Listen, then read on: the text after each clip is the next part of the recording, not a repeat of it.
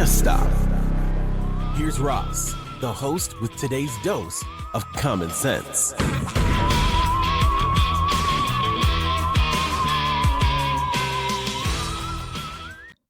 Hey, everybody, welcome back. How are you? Big news today. I wake up first thing in the morning, and my son texts me and asks me if Donald Trump is trying to start World War III. I didn't, since I had just gotten out of bed, I had no idea what he was talking about. I don't get up in the middle of the night and read the news. So, yeah, once I was up to speed, hey, we attacked Venezuela and kidnapped their pseudo-president, or whatever you want to call him, their dictator, the guy who stole the last election and remained in power. It brings up a lot of questions. There's a lot of discussion going on right now. So my own thoughts on the issue, I guess I'm going to just lay it out here. I don't care. It's kind of like the narcotics boats strikes. I can't be two-faced about anything, so I try not to be, at least. So I don't care if a bunch of drug smugglers are getting blown up in the Caribbean. Let's be honest. I just don't. Does that mean I think we should be committing extrajudicial executions on people around the world and things like that? No, not really. There are some people who need killing, though, and I don't really care if some drug smuggler and their boats are getting blown up in the Caribbean.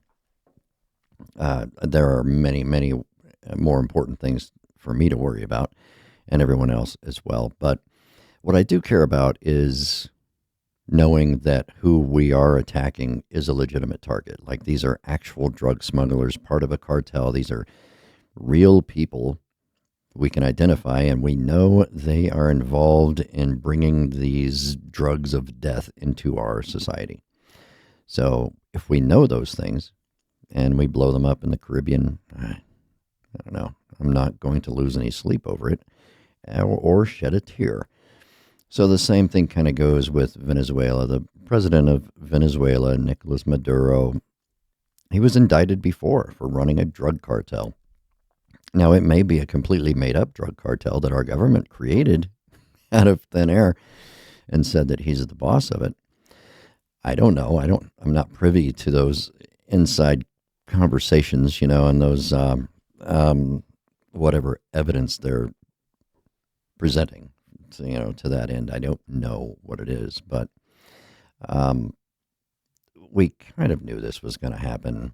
Trump's been playing it up for, I don't know, almost an entire year now, and an attack on Venezuela of some sort with the express purpose of driving Maduro out of power was kind of on the horizon. I don't think anybody's really surprised by this happening.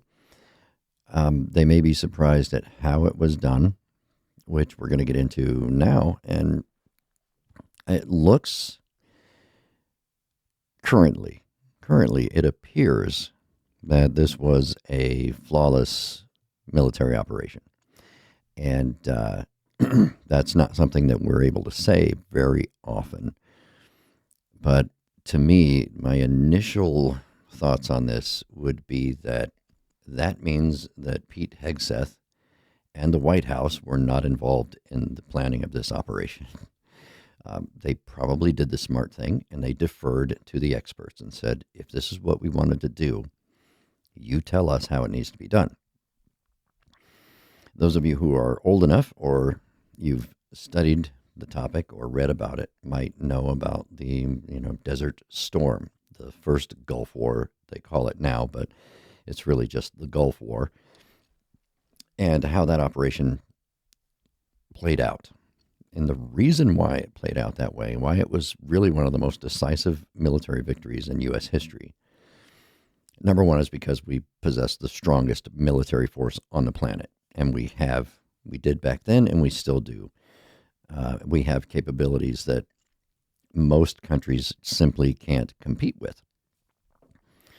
But on top of that, the government, George H.W. Bush, who was himself a combat veteran and Navy pilot,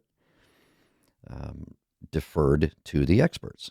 He went to the DOD, Joint Chiefs or whatever, and said, hey, if we wanted to drive Iraq out of Kuwait and deteriorate their military capabilities so that they can't do this again, how would we do that? And probably Schwarzkopf and a bunch of other generals and experts Air Force guys and everybody said, well, this is how we should do it. And he let them do it that way. Excuse me. So that's how you win wars, by letting the people who fight the wars, who know how to fight the wars, make the decisions. So fast forward to 2001 and 2003, when we invade Afghanistan, we invade Iraq. Politicians started making the decisions about how this was going to be done and putting restrictions and rules, and we're going to do this, but we're not going to do that, and we're going to build nations, and we're going to blah, blah, blah. And that's how it all got screwed up. If the objective was just, we're going to invade Iraq and make sure that they can never hurt anyone again for at least the next 30 years, that's easy. We already did it before. So, for the most part. But we rolled over the fifth largest army on earth in a matter of hours as a nation. We, not me in particular, but we as a nation. So if we wanted to just take them out and reduce their military capability and do those things, we could have done that easily. It would have been just like the first Gulf War, and it would have been over with. When we, as a nation, the CIA and military special forces, special operations personnel went into Afghanistan initially after 9/11. The thing I read, now you're going to have to check my math, but there were less than 200 Americans on the ground when the Taliban fled Kabul and, abandoned the capital and fled. And then we just kept pouring people in there. So when we set our minds to doing something, we can do it. And it's, I wouldn't say easy for us, but we have all of the capabilities necessary to do that. So sneaking in or taking out the air defenses of a country like Venezuela and just violating their airspace and them not being able to do anything about it, it's easy. It's not something that anybody should be worried about from our end of it. But none of that seemed to happen. So we're going to talk about that in a minute. But the question now has been, people are debating, was this Delta or was this SEAL Team 6 or, CAG or DevGru? I don't know if they call them CAG anymore, Combat Applications Group. I don't know if they still call them that, so that we'll call it the unit. That's what the guys in the unit call it, is the unit. At least they used to. So I don't know for sure who it was. SEAL Team 6, we know that DevGru was already on the ground in Venezuela, or at least in the ocean nearby Venezuela, because they were helping identify these boats that we were missile striking and blowing up in the Caribbean. They said that DevGru was involved there. I'm assuming they may have had some guys on shore who were tracking the smugglers and identifying the boats, and then as they go out into the ocean, they're like, hey, blow this one up.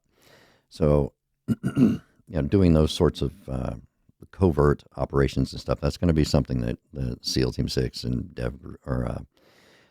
Delta both are capable of doing, just like other intelligence gathering organizations in the Special Operations Command. I don't know if they still call it the activity or the intelligence activity or anything like that, but I'm sure they have all sorts of units now that I'm unaware of and that we're all unaware of. Those are just the ones that we know of because of, the information being out there. But those sorts of capabilities were involved, but mostly people are saying that this was a Delta operation. Snatching Maduro was a Delta operation, which would make sense. Both Delta and SEAL Team 6 have the capability of doing hostage rescues, snatch and grab operations, and, direct action, all that kind of stuff.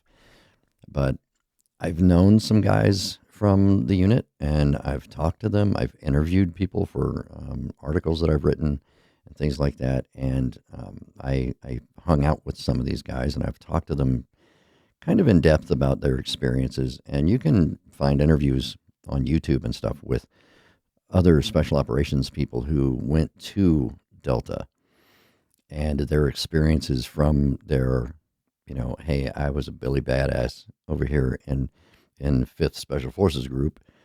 And when I passed selection to go into Delta, all of a sudden I felt like I was a PFC again and had to relearn everything because they do it differently.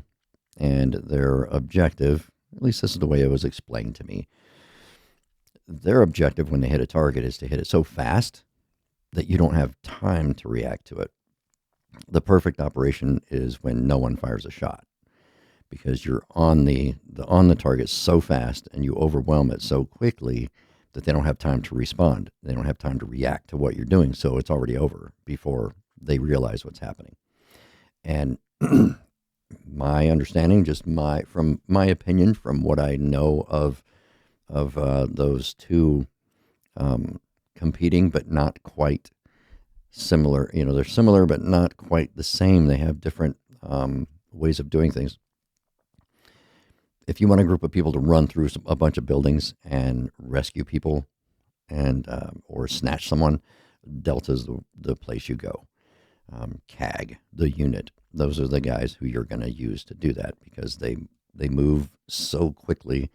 The way they're trained, they're able to move through the environment efficiently, quickly, take down targets if necessary, snatch someone and be out before anyone even knows what's going on. So we know that there were aircraft involved, helicopters in particular. That's not an easy way to tell, because you had your Chinooks and you had some Black Hawks, and they had some attack helicopters that I wanna see better video of them, because it's all really, I don't know what the deal is, but there are people from Venezuela who are posting like cell phone footage and stuff of the things going on, and it's so low quality. I don't understand it. It's very low quality. You can barely tell there's a helicopter in the sky. And it's very annoying to me, because there's a specific helicopter that I'm wondering if it was involved. That's all I'm saying. And so I want better video. And so those aircraft are flown by the 160th Special Operations Aviation Regiment. And they're the guys who fly both of those. They're the air wing for, those SMUs, those Tier 1 units. So just by seeing the aircraft, you can't tell, well, is that Delta or is that SEALs or whatever, things like that, because they're all being flown around by the same organization. So there's no real way of knowing until the government comes out, or the DOD comes out and says, yes, this was a Delta Force operation, or yes, this was a SEAL Team 6 operation. We're never really going to know, because even if you catch pictures of them on the ground, they all wear the same kit. I mean, it's not like they have a big sign on their chest that says U.S. Navy SEALs or anything like that. But they do tend to, the Delta guys used to, at least, I don't know if they still do it because everybody started picking up on it, but they used to wear a big American flag right in the center of their chest on their gear. That was something that they did differently than the SEALs, but I don't know how any of that's done anymore. I haven't been involved in seeing any current, up-to-date, kit of what they use. I just know it's way more advanced than everybody else gets to have. So it's kind of hard at a distance, even seeing them, to decide, are those SEALs or are those Delta? So until somebody actually comes out and tells us definitively what went on, we're probably not going to know. I would guess that it's going to wind up, they're going to call it a joint operation no matter what, because I'm sure SEALs were involved. I'm sure DevGru was involved in gathering intelligence on the ground and being involved in targeting and all that other stuff. I'm sure they were, because they were already there. And that's an admission by the government. So they were already involved, but whether or not they used them or Delta to go into the actual building and snatch out Maduro, that's the question. So I guess we won't find out until there's a big press conference and somebody asks and the question gets answered. So, but here's the big question. Was it really a snatch? Did they really go in there and snatch him? Or was it prearranged? did Maduro surrender? And we went in and took him voluntarily. And the strikes that happened were simply there to protect our guys on the ground and Maduro while we were evacuating him. Now, the reason why I bring this up is there wasn't a whole lot of there wasn't any combat going on that I could see from the videos that have been released so far. Nobody was shooting back. None of the air defenses were activated. No one was shooting man pads at these helicopters. No one was firing their rifles. There was no actual combat going on. We were using our attack helicopters and probably airstrikes from bombers and aircraft to take out some specific targets. But none of the videos that I saw involved any return fire or anybody on the ground doing anything. So it kind of gives me the sense that Maduro may have told everybody, just stand down, get out of these buildings, let them blow these things up, and I'm leaving. He may not have told that to everybody, but I don't know. It seemed a little too clean, even for a Delta operation or a SEAL operation or whatever. It seemed a little too clean. Like nobody was fighting back. It could be that the maybe his presidential guard or the military generals, we already prearranged this with them and they made everybody stand down while we went in and snatched them. We don't know. There's going to be a lot of variables that we aren't going to know for a while. But something that did happen that made me wonder about the whole thing was an envoy from China visited with Maduro just like 2 or 3 hours before this kicked off. And Russia and China and Iran have all been friendly with Venezuela. They've all provided weapons and military support to Venezuela. So China is one of those countries that could have influence over Venezuela. And to me, it's just a little bit odd that right before we go pick him up, China was there having a little chit-chat with him. So he may have given up voluntarily and probably maybe to save face. We made it look like we had to invade and steal him or whatever, but it's very likely that he may have said, I know I'm never going to win this thing. And China said, hey, we'll take care of this or that if you just, give up. It'll be fine. Nobody needs to die or whatever. And we'll find out if there were any casualties on the ground or anything like that later. But it just kind of looks like that to me. I could be completely wrong. It could have just been a coincidence, or we may have used that as cover because we're like, well, they'll never expect us to attack while the Chinese delegation is on the ground visiting. So we won't know those things for a while.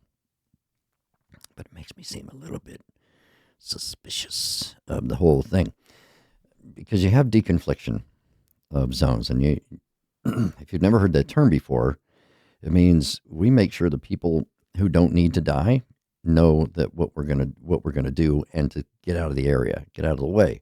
So if we do something like this, we're going to deconflict the combat zone. We're going to call Russia and China and say, hey, don't send any of your people downtown tonight because there's going to be some fireworks. Or we'll tell them, hey, this base that's sitting over there, this joint operation base that you have, Russia and Venezuela, send all of your Russian troops, give them a weekend pass and tell them to go down to the beach or something and make sure that they're out of the way because we don't want to kill them. We just want to go in and grab Maduro.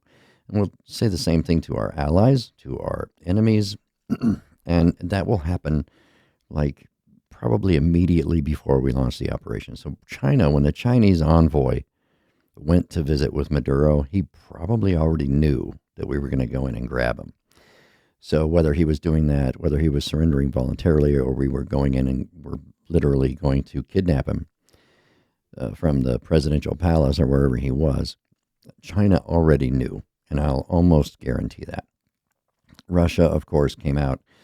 They're very angry about whatever, but I guarantee you Russia knew about it beforehand as well. But Putin's got to put on a good show. So let's go to some screen share here and look at some of the headlines currently. For those of you who are just listening, I'm just going to read some of these headlines. From Al Jazeera, Trump bombs Venezuela, U.S. captures Maduro. Here's all that we know. And U.S. officials confirm attack is underway. That was 4 hours ago. Maduro capture draws echoes of Noriega in 1990, which this is kind of not really the same thing. Like Panama, of course, that was back in, the old days. And Panama was a little bit different because we had troops stationed in Panama. Panama was our ally. And we had joint installations there. And a good friend of mine served during the war in Panama, and he was stationed there, and they were pulled out. They were told, okay, we're abandoning our post right now, and they were just basically pulled out and taken to like outside of town or to the beach. I forget whatever he was telling me, and then they went back in and invaded. So it was basically they just abandoned their barracks and then attacked and knocked the Venezuelans out of the military installations and stuff. So I guess I'm sure it was a very interesting experience for those American infantry troops who were already in Panama when it happened. The way he explained it, it was, we were training with these guys one day and the next day we were killing them. And so I'm sure that left a lasting mark on some people. But anyway, so I don't know about this comparison between this Noriega thing and the Maduro thing. To me, it's going to be very dissimilar, but, whatever. We don't have troops in Venezuela. We weren't really allies with Venezuela. We didn't have a whole lot going on with them other than Trump wants their oil. So I'm going to mute myself and clear my throat again. I'm sorry about that because there's something going around here. And it doesn't like to go away. So a lot of people are having congestion and, blah, blah. But Russia is harshly criticizing the United States on Venezuela and the capture of Maduro. And yeah, probably. I mean, Putin's probably, this is wrong. This is the evil American empire and all that other stuff. He's going to say that whether he believes it or not, because that's his role in life, is to be an adversary to the United States and to the West in general. So anything we do, even if it's something that he knew about beforehand and said, sure, I don't care, whatever, or even if we said, hey, guess what, we'll give you some of this oil. If you just, leave us alone, we're going to deal with Maduro and we'll let Venezuela continue to do whatever they're doing with you and whatever kind of deal they make. Even if they do that, Putin's still going to come out and badmouth us. China is still going to come out and badmouth us. So is everybody else. So take it with a grain of salt, I guess, whenever you read these things, because this is their public face and this is their persona. This is their role in global affairs. So they're not going to take that mask off right now and say, we knew about it. We don't care. Screw Maduro. They're not going to say that. Even if that's how they feel, they're not going to come out and say it publicly. At least not Russia and China are going to. Now, people are in World War III kicking off? No, not really. Because China and Russia are really the only global powers that have any chance of trying to deal with us militarily, and they don't actually have a chance of dealing with us militarily. China would have to launch their tiny little navy too, and yeah, everybody's going to say, China's got the biggest navy in the world. Whatever. Russia is currently in a quagmire in Ukraine, and they do not have the resources or the manpower to launch another military campaign somewhere. They simply do not. China is currently trying to flex their muscles in the Pacific, specifically in the Philippines and Taiwan and all of that stuff that's going on. They're not going to sail their navy halfway around the world and, come and try to defend Venezuela. It's simply not going to happen. So will this touch off a broader conflict? No. Because the only people who would probably have a stake in that would be people in that region, and none of them have any recourse against us. Go ahead, I don't know, try to attack us. What are you going to do? Send 6 of your guys with their, 1967 M16s and have them try to attack us? We'll just do the same thing to you. We'll just bomb the shit out of you and steal your president. That's kind of, this is going to send enough of a message that none of them are going to go, ooh, maybe we should do that too. We should be with Maduro. I don't think it's going to happen.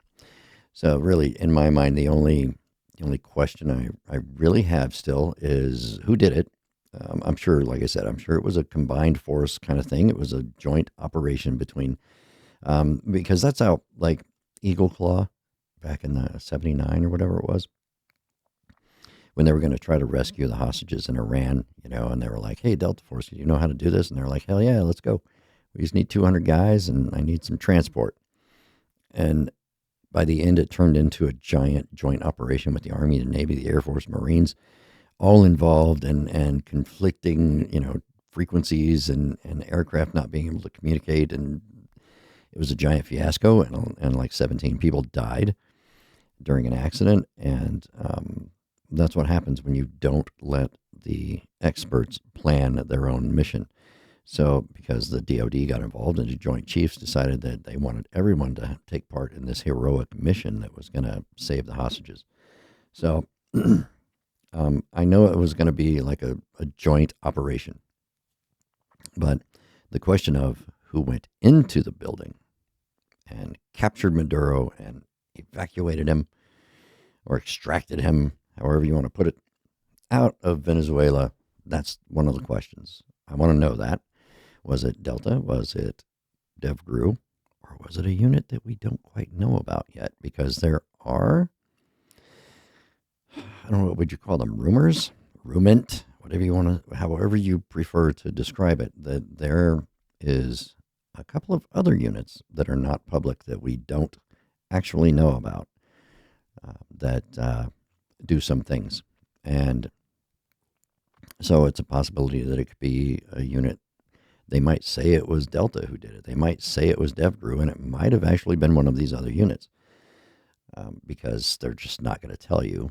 And maybe they'll flip a coin and decide who's going to get the credit for it. I don't know.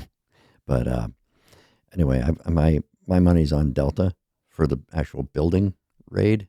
That's where, I'm voting for that. I'm Team Delta. So that's one question. And the other question is, did we actually have to snatch him, or did he say, all right, that's fine, I give up, I surrender, make it look good, make it look like I put up a fight or something to save my reputation, but, stop by at 1:30 in the morning and I'll have my bags packed and we can go. So those are the two questions that I have. And hopefully that we'll get some answers to that. Probably not too soon. The which unit did it question will be answered first. Somebody will come out and do a press conference and say, yes, this was a Delta Force operation, or yes, this was a SEAL Team 6 operation, or this was, the U.S. Marines went in and did it. But we know it was a special operations unit because of the transport and stuff. But interesting times. It's not going to touch off a wider conflict. It's not going to do any of that stuff. This isn't World War III. We don't have to worry about it. What we have to worry about is the legality of it. And these are things that are going to be debated probably for decades. And 20 years from now, someone in law school during their con law class is going to be talking about this and other things that have happened. Because there are debates that have been ongoing for decades, really, about the powers of the executive. And can they do these military operations without congressional approval? Can they do it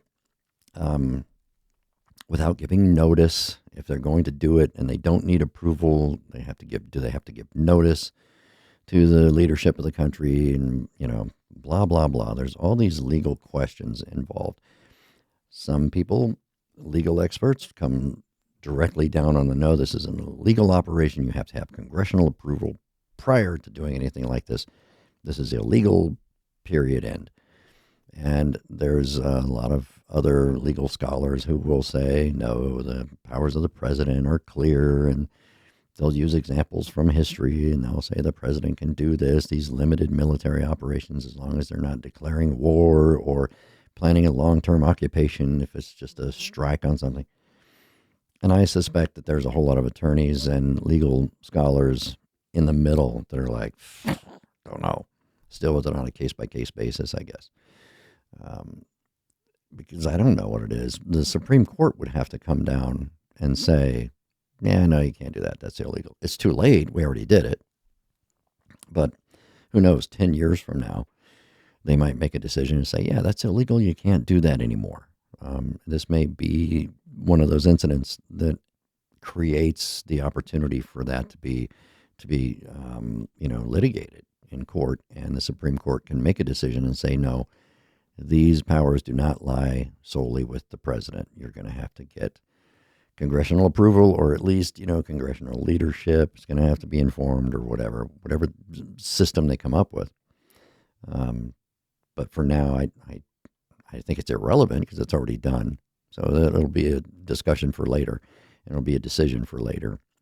But the one thing is for sure, the Trump presidencies, plural, are going to lead to a lot of legal decisions that may alter the landscape when it comes to the powers of the executive versus the powers of Congress, the powers of the Supreme Court. I think in the future there's going to be some more clearly defined powers and delineation between powers, between the branches of government, and a little more stricter control over who can do what without anybody else's knowledge.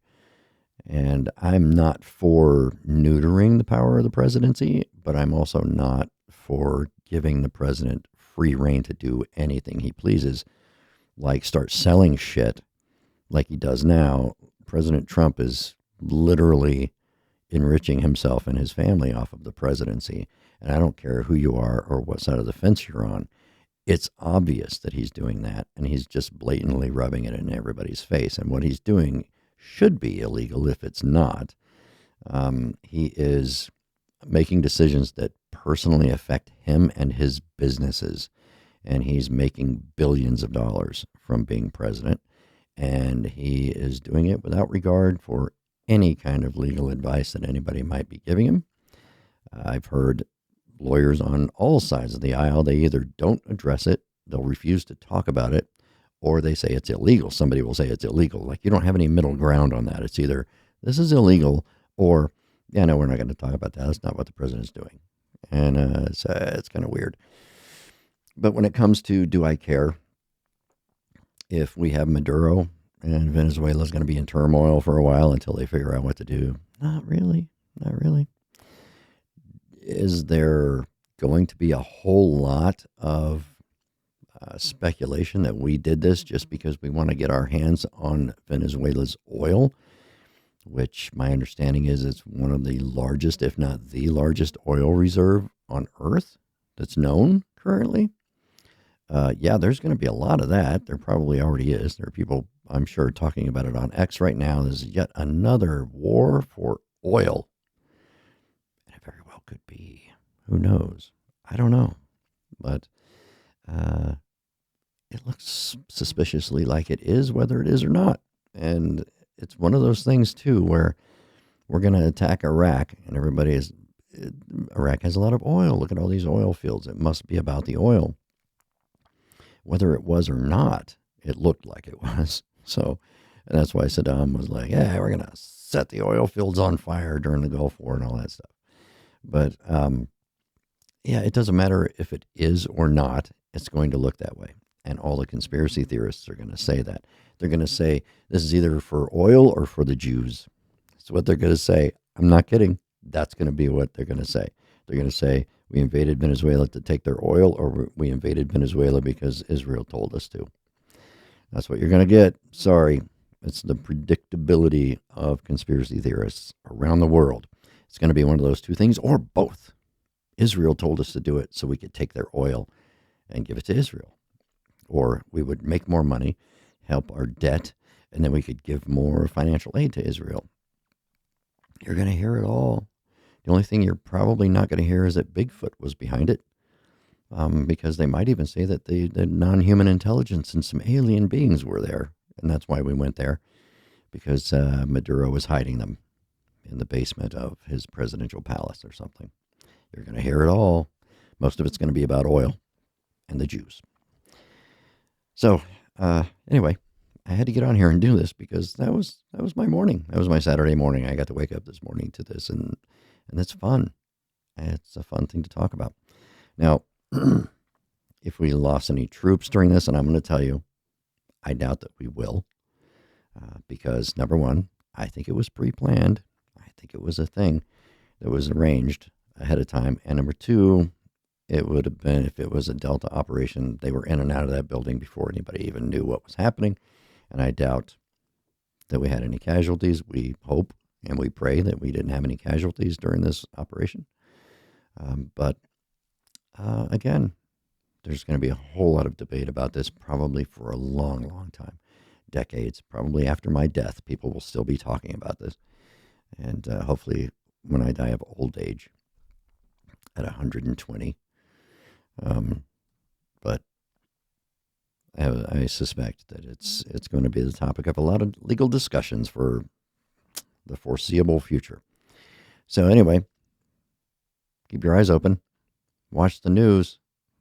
I don't know. Nowadays, you got a 24-hour news cycle. You have to stay awake 24 hours because every hour some crazy shit's happening. But here you go. That's what's happening right now. And it looks like it was a successful operation. Do I care? No. Am I going to cry about it? No. Am I upset that Maduro got kidnapped and brought to the United States? No. You don't. Really.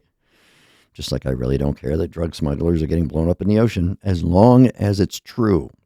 As long as they really are drug smugglers, I'm fine with it. We can talk about the legalities of it 20 years from now when somebody decides, but for now, I'm not going to be a hypocrite about it.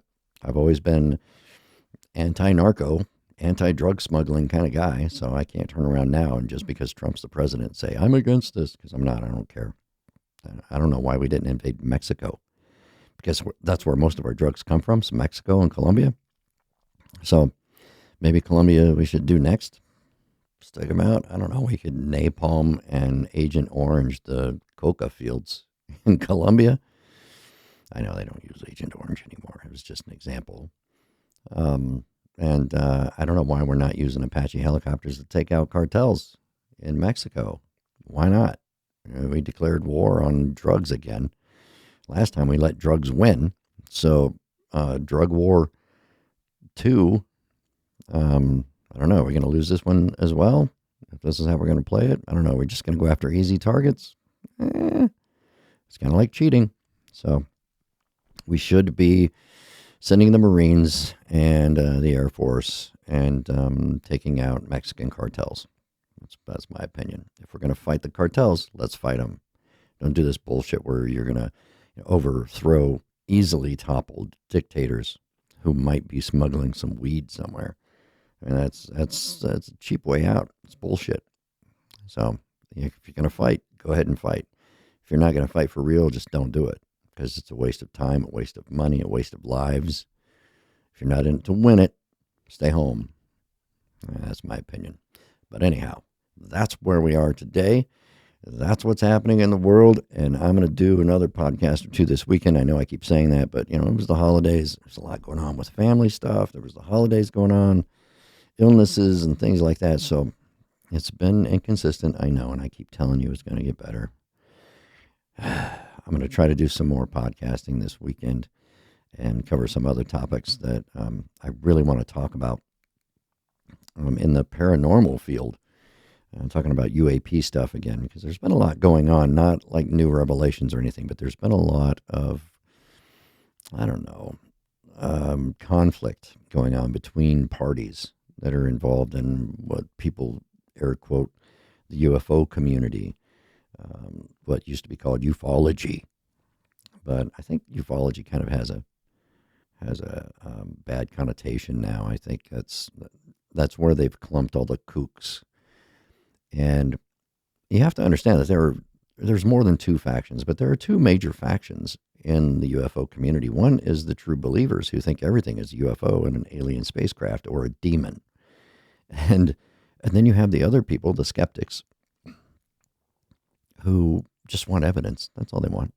And if they can look at your UFO video and go, that's not actually a demon, that's a 747. And it's obvious, they put that information out there, and then the other side goes, you just try to debunk everything. Well, everything you've shown us so far, it can be debunked. So, duh. And the whole Bledsoe stuff with the lady and all these other people who are like, this could be demons, and it's getting a little too kooky for a lot of people. Wacky. So, you're having a lot of conflict out there, and I want to talk about some of that too. And I'm trying to arrange having a guest on so we can talk about UFOs, and hopefully that'll happen sometime in the near future. I'm not going to make any promises, but hopefully we can get that done. And I will talk to you about it then. And we'll see what I do as far as recording this weekend, and I'll let you know. But again, let me. I don't do this thing where I'm like, this podcast was recorded 2 weeks ago, and when you're reading this or listening to this or watching this, this has already happened. Now, just to clarify, I don't even edit these things. If I say something stupid or something wrong, I don't even edit it out. I might make a comment later and go, hey, you know what? I screwed this up. I kept saying this word when I meant this word. I don't even edit these things. The most I do is run it through Audacity to check the audio levels when I'm uploading the audio only version. Like the YouTube videos always seem to be fine, but on the audio versions, depending on what platform it's on, sometimes it's too quiet. And so I have to run it through a program and maybe boost the audio a little and then upload it. That's really all I do as far as editing goes. And there is no post-production on this. So I'm not cutting pieces out. I'm not putting things in. So, this will be posted probably within an hour of the time that I record it. And you'll be able to listen to it. So when I say tomorrow I'm going to record something, that doesn't mean tomorrow I'm going to record it and then 2 weeks from now you'll be listening to it. Because I almost always have these uploaded within an hour of when I recorded them. So, even if it's like the second time I had to record it because I screwed something up. Because that's usually what I do. If I screw something up really bad, instead of just going, okay, I'll edit that out later, I just stop recording and start over. And then I usually say, hey, this is the second time I recorded this because I screwed it up last time, which has happened, like forgetting to hit the record button. And then 25 minutes into it, you're like, oh, shit. So you have no choice but to start over. So now I've built in this redundancy now where it's being recorded twice. It's being recorded on my audio equipment, and it's being recorded in OBS for the video and everything. So worst case scenario, as long as I remember to push both buttons, worst case scenario is I'll have audio only for that episode because the video is messed up or whatever. I can always just make it an audio only episode. So I just thought I would throw that out there because I listen to a lot of podcasts and they're like, by the time you're listening to this, it's already been the new year. And because it's taken them 2 weeks before they post it. What are you doing? What the hell takes 2 weeks to edit on a podcast? It's just people talking. I don't know what they're doing. If your sound levels are bad and you have bad sound going in, okay, I get it. You're going to have a lot of post-production. Somebody's going to have to filter some of that stuff out or do whatever. But if these guys are in studios. They're in professionally built studios and with professional audio gear. And it's taking you 2 weeks to put an episode out? What's wrong with you? And who are you paying to do this? Because I would like to have a job like that where I can spend 2 weeks saying, I'm still tweaking this episode. I don't know. I don't get it. I'm a simple guy. Simple guy. I make sure that my audio is the best I can make it on the way in, and that's it. I don't do anything else with it. I keep hitting my microphone though, see? So that's how unprofessional I am. But that's how I do it. I just make sure that the audio is good going into the recording. And then that's it. I'm done. Send it. What editing do I need to do? If I have to edit out things that I say, then I didn't really think about what I was going to say beforehand. I don't read from cue cards. I don't read a script. I know these guys, they write scripts and all this other stuff. They do weird things. I don't get it. I prefer to talk about things that I already understand. So if I go into a topic that I'm not familiar with, yeah, I'm going to research it first, but I'm probably going to tell people, hey, this is not my area of expertise. So this is just my opinion. And that's really the way it is on everything. I have no idea why I'm doing this rant right now, to be honest with you, other than it's just on my mind and I got to get it out of here. I got to get it out. But, yeah, I don't know. That's how I do things. It could be wrong. It could be why I'm not rich and famous. Is because, look, my backdrop is just my spare room. There's a piano back there. Not a real piano, a keyboard. It's an awesome keyboard. But yeah, this is just a spare bedroom that I put some sound stuff on the walls to dampen some of the sound. And I got really quality equipment. And this is the newest microphone, the SM7B, the famous SM7B. And it is a good microphone. I'm not going to lie. I resisted for a long time about, do you really invest in a microphone like this? And everybody's using it. I don't want to be just like everybody else, but it's a really good microphone. I already had three other really good microphones that are high quality microphones, and there was absolutely no need for me to get this one. But yeah, I was a victim. I think I was victimized. I just said, now I've got to have it. Damn it. That's what I did. But yeah, I'm always confused when people are like, oh, this is going to be 2 weeks before this episode comes out. What the hell are you doing? I don't get it. Record it. Pump it out there. Now, if you're going in and you're doing like 2 days in the studio and you're recording several episodes, over a 2-day period or whatever, then yeah, you're going to put them out at different times. You're not going to dump them all at one time. But so I don't know. Maybe they're doing that. But if you have to do 2 weeks worth of post-production on your podcast, then you're not doing it right. Sorry, but that's just the way it seems to me. They're turning it into another just like InfoWars shit where it's overproduced, and you just want to hear people talk. That's all you need to do. You just have an interesting conversation. That's my plan. I don't know. Anyway, it's a new year. It's not going to be a new me. It's going to be the same old me. So there is no new year, new me bullshit happening over here. It's still going to be me. So hopefully you remain yourself, unless you really needed to change because you're a shitbag. Then hopefully you'll change. But I don't know if you're a shitbag or not. I'm hoping that you're not. I will talk to you all later. And if there's any other breaking news, like we invade some other country, then yeah, I'll jump back on here in an hour. And we'll talk about that too. But for now, it's the Venezuela thing. Stay up on the news, keep your powder dry, and, keep your head on a swivel, as they say, because I don't know, weird things can happen anywhere in the world, including here. So take care of yourselves, and I will see you soon. Goodbye. Thanks for listening to this episode of Really? Just Stop with your host, Ross. Make sure to like and subscribe on your favorite podcast platform so that you never miss a dose of some common sense.